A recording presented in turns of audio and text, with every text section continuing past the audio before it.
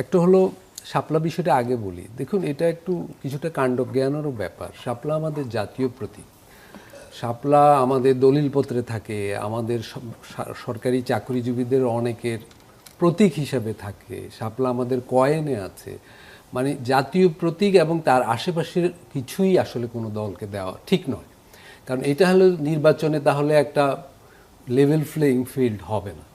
দেখুন, আমি ভারতের একটা উদাহরণ দিই। ভারতে টিএন শেষন যখন নির্বাচনী কমিশনার ছিলেন, সে বিখ্যাত, উনি টাকা দেখিয়ে বলতেন যে এই যে গান্ধীর ছবি আছে টাকায়, এইটাও কংগ্রেসকে আসলে ফেভার করা হয়, কারণ কংগ্রেসের একজন নেতা ছিলেন।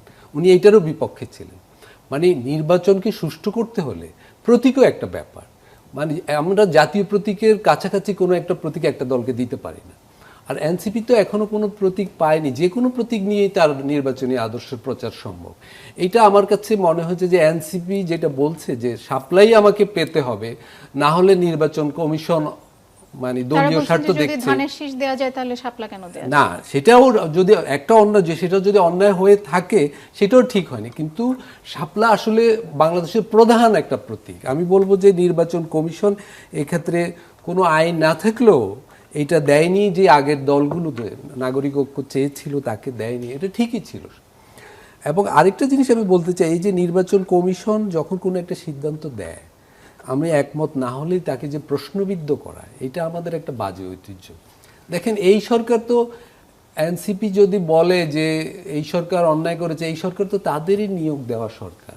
মোহাম্মদ ইউনূস সাহেবকে তো তারাই নিয়োগ দিয়েছে, এটা তো বলাও হয়েছে বিভিন্ন সময়। ফলে আমি বলবো, এই যে আমরা চট করে যখন একটা রাষ্ট্রীয় প্রতিষ্ঠানকে প্রশ্নবিদ্ধ করে ফেলি, মানে তাহলে অনেক কিছু প্রশ্নবিদ্ধ হয়ে যায়। এখন যদি প্রতীকের জন্য এনসিপি এই নির্বাচন কমিশনের বিরুদ্ধে বলতে থাকে, তাহলে নির্বাচনের ক্ষেত্রেও তো এটার একটা প্রভাব পড়বে। সেটা হলো প্রতীক সংক্রান্ত বিষয়। আলোচনায় বারবার জুলাই সনদ আসছিল। এই বিষয়ে আমি একটা বলতে চাই, এই সনদকে যেটা স্বাক্ষর হলো এবং এনসিপিও যেটা স্বাক্ষর করবে, আমি বলে রাখতে চাই, এনসিপি এখন স্বাক্ষর না করাকে গ্লোরিফাই করছে, কিন্তু এনসিপিও শিগগির এই সনদে কিন্তু স্বাক্ষর করবে। এই যে জুলাই সনদ বলা হচ্ছে, এখানে জুলাইয়ের কিছু তো উপস্থিত নাই। দেখুন, জুলাই কালে আমরা 1 বছর আগের ঘটনা আমরা তো ভুলে যাই না এখন। জুলাইয়ের প্রধান বিষয় কী ছিল? বৈষম্য কমান। বাংলাদেশের সমাজে বৈষম্যের শিকার কারা? কৃষক, শ্রমিক, সংখ্যালঘু, নারী, এরাই তো বৈষম্য। আমি জুলাই সনদ, আমার ধারণা এখানে আপনারা সবাই পড়েছেন, আমিও পড়েছি। জুলাই সনদে কৃষক শব্দটা একবারও নেই। জুলাই সনদে শ্রমিক শব্দটা একবারও নেই। সংখ্যালঘু শব্দটা একবারও নেই। দালিত শব্দটা একবারও নেই। নারী শব্দটা একটা অনুচ্ছেদে একবার আছে, সেটা হলো এই যে নারীদের আসন 50 থেকে ক্রমান্বয়ে যেন 100-তে বাড়ানো হয়, অনুরোধের ভঙ্গিতে বলা হয়েছে। তার মানে বাংলাদেশে যারা বৈষম্যের শিকার জনগোষ্ঠী, যাদের নিয়ে জুলাই আন্দোলনটা হলো এবং বলা হলো বৈষম্য বিরোধী আন্দোলন, বৈষম্য বিরোধী সরকার, এটা এই সনদে তার একটা ছিটেফোঁটাও নেই। আচ্ছা, জুলাই আন্দোলনকালে দুটো বড় দাবি ছিল: প্রশাসনের সংস্কার, বাংলাদেশ রাষ্ট্রের ঔপনিবেশিক প্রশাসনের সংস্কার এবং পুলিশি ব্যবস্থার সংস্কার। দেখুন, জুলাই সনদে এই দুটো বিষয়ে কথা আছে কি, একটা পুলিশ কমিশন যেন গঠন করা হয়, একটা প্রশাসনিক সংস্কার কমিশন গঠন করা হয়। অথচ এই দুটো সংস্কার কমিশন কিন্তু এবারও গঠিত হয়েছে, তারা কয়েকশো সুপারিশ দিয়েছে, তার কোনো সুপারিশ নিয়ে এই জাতীয় ঐকমত্য কমিশনে কোনো আলোচনাই হয়নি। এখন আবার দুটো কমিশন করার জন্য জুলাই সনদে বলা হয়েছে। ওই 84টা যেই ঐকমত হয়েছে তাতে এই দুটো ছিল। তার মানে প্রশাসন নিয়ে, পুলিশ বাহিনী নিয়ে, নারীর বিষয়ে, দালিতের বিষয়ে, সংখ্যালঘুর বিষয়ে, শ্রমিকের বিষয়ে, কৃষকের বিষয়ে জুলাই সনদে কিচ্ছু নেই। তাহলে এটাকে আমরা কি বিবেচনায় জুলাই সনদ বলছি? এটা হলো একটা ব্যাপার। আরেকটা বিষয়, সমাজ তো দাঁড়িয়ে থাকে অর্থনীতির উপর, পলিটিক্যাল ইকোনমির উপর, উৎপাদন সম্পর্কের উপর।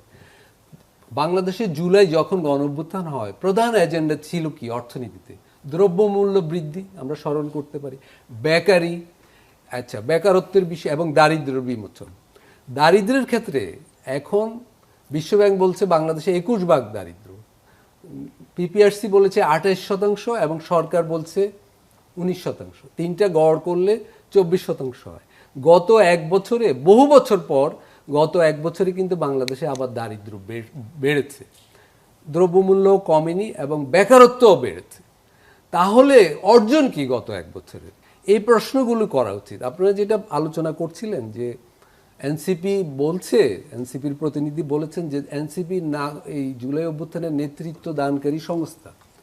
এনসিপি জুলাই অভ্যুত্থানের নেতৃত্ব দানকারী একক সংস্থা নয়।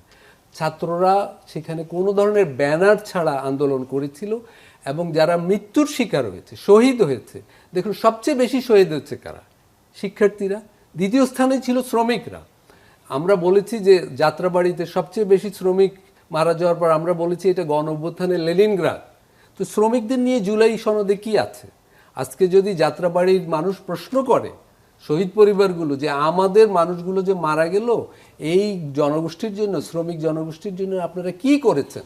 এনসিপি যে 8 মাস আলোচনা করলো জাতীয় ঐকমত্য কমিশনে, এই বিষয়ে কি কোনো কথা বলেছে? তারা নেতৃত্বের দাবি করছে, এখন কোনো কথা বলেনি।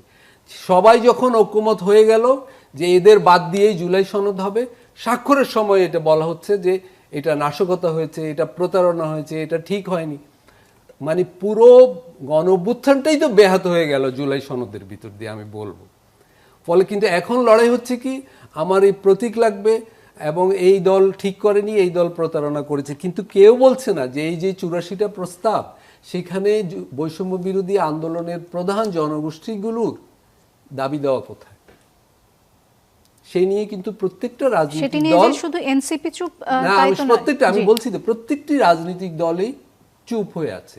মানে গণ অভ্যুত্থান পুরোপুরি বেহাত হয়ে যাওয়ার পরেও কোনো রাজনৈতিক দল কথা বলছে না। এবং সেটা বলা হচ্ছে, আমার সহ-আলোচক বলছেন জাতীয় ঐকমত্য কমিশন দাবি করছে বিরাট একটা, তারা একটা সনদ তৈরি করে দিয়েছে, কিন্তু এই সনদ কিভাবে বাস্তবায়ন হবে সেটাও এখনো বলছে না। এটা গণভোটের মাধ্যমে হতে পারে। গণভোট কি একদিনে হবে না একাধিক দিনে, অন্য দিনে হবে? এবং গণভোট কি নিয়ে হবে? এবং সবচেয়ে বড় কথা, জুলাই সনদে যে 84টা বিষয়ের কথা বলা হয়েছে, সেখানে অনেকগুলো বিষয় তো অনেকগুলো রাজনৈতিক দল ভিন্ন মত দিয়ে রেখেছে। তা এখন মানুষ কি ওই ভিন্ন মতের উপর ভোট দিবে, না যেগুলো ঐক্যমত হয়েছে সেগুলোর উপর ভোট দিবে? এবং ভোটের বাইরেও মূল কথা হলো, একটা বিপজ্জনক বিষয় ঘটে গেছে যে এই যে জুলাই সনদে বৈষম্য বিরোধী মূল জনগোষ্ঠীগুলোর দাবি অগ্রাহ্য করা হলো।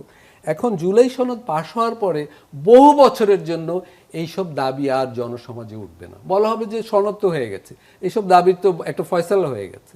অথচ 11টা যে কমিশন হলো, এই কমিশনগুলো তো জনগণের টাকাতেই হয়েছে। এই কমিশনগুলোর সদস্যরা তো কয়েক মাস শ্রম দিয়ে এই কমিশনগুলো গঠন করেছে। তো প্রধান প্রধান গুরুত্বপূর্ণ কমিশনগুলোর কোনো সুপারিশই তো বাস্তবায়ন হলো না। আপনি স্থানীয় সরকার কমিশন বলুন, শ্রম বিষয়ক কমিশন বলুন, নারী কমিশন বলুন, কোনো দাবি দেওয়া জুলাই সনদে আসেনি। তাহলে এই জুলাই সনদের মানে কি? এটা কি দিবে জাতিকে? এর দায় আপনি কাকে দিবেন? এই দায় আমি দিব, ঐকমত্য কমিশনকে দিবেন, আমি সরকারকে দেব, প্রধানত রাজনৈতিক দলগুলো দিব এবং জাতীয় ঐকমত্য কমিশন, তাদেরকে এইগুলোর দায়িত্ব নিতে হবে। এবং এনসিপি যদি নেতৃত্ব দানকারী সংস্থা হয়, তাকে বড় দায়িত্ব নিতে হবে যে কেন তারা এগুলো নিয়ে জুলাই জাতীয় ঐকমত্য কমিশনে করলো না। তারা এখন জুলাই সনদ বাস্তবায়নের আইনগত দিক নিয়ে দাবি তুলছে, কিন্তু জুলাই সনদের কন্টেন্ট নিয়ে কিন্তু কোনো দাবি তুলছে না। জুলাই সনদের বিষয়বস্তুটা খুব ইম্পর্টেন্ট, যে এটা কি বাস্তবায়ন হবে, কিসের আইনগত ভিত্তি দেওয়া হবে।